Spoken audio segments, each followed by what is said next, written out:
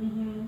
And it don't matter if you're foreign or you're local. Mm-hmm. It's a place where those who've been estranged, overlooked, and underestimated Yes. find a home. Yes.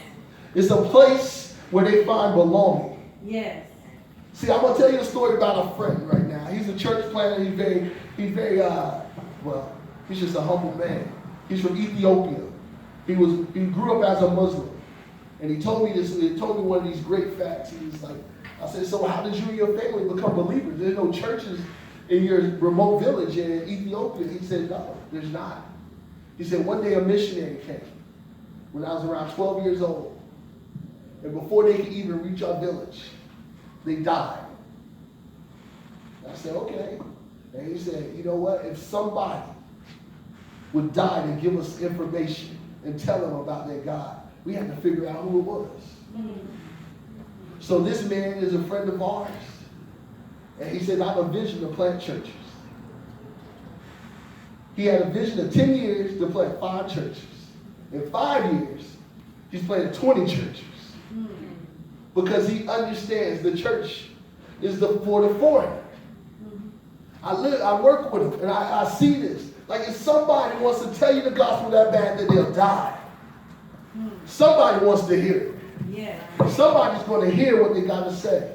We can't underestimate our people that are around us. We can't overlook them any longer. There's a place of belonging for the stranger. Yeah. There's always somebody wandering. There's always somebody searching and seeking. There's always somebody that wants to understand the gospel. There's always somebody who say, hey, I want to hear it, but there's a little doubt in my heart. I may be a little uninterested now, but maybe you find me in the right time, in the right place. Maybe I'll get you.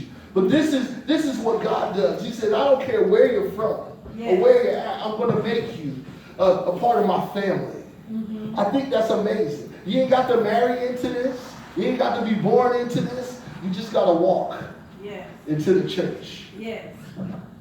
See, when I was researching what Pentecost was, it got me.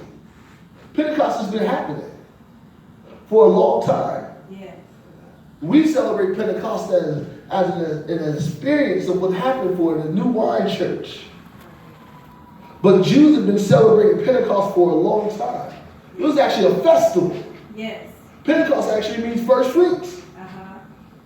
It means the 50th day, you give your first fruits. Mm-hmm. And on that 50th day, 120 people were waiting for the Holy Spirit in expectancy. They were not praying silently like I prayed. They were loud. They were bold, waiting on the manifestation of God. And he touched them as the bold acceptance of his holy church. See, Pentecost, sometimes people just think it's about speaking in tongues. No, Pentecost marked God's acceptance of us. Yes. It marked God saying, yes, you can have the church. Mm-hmm. Yes, the answers that you're seeking are in the church. And he marked 120 people to reach because of that. That sound that filled the room. It was a feeling of wind, but it was a very sound.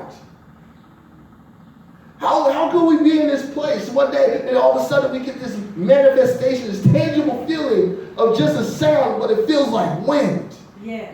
It feels like something going through our body. Yes. It feels like something going through our soul. We could breathe it in, but it was just a sound. Yes. That entered this upper room and brought the promise of God. Yes. See, it wasn't just about people speaking in tongues. It was about the fulfillment of what God said he was going to do. Yes. I don't know about you. God has told me a lot of stuff he's going to do for me. Yes. When I'm in my prayer time, when I'm interceding, there's a promise that he lays out for all of us. Right.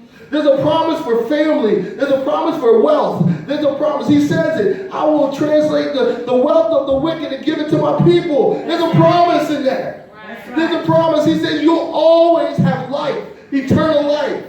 Right. I don't care where you're going, but one place or not, you're going to have eternal life. Yes. That's his promise. God always wants to fill us with his promise. Yes.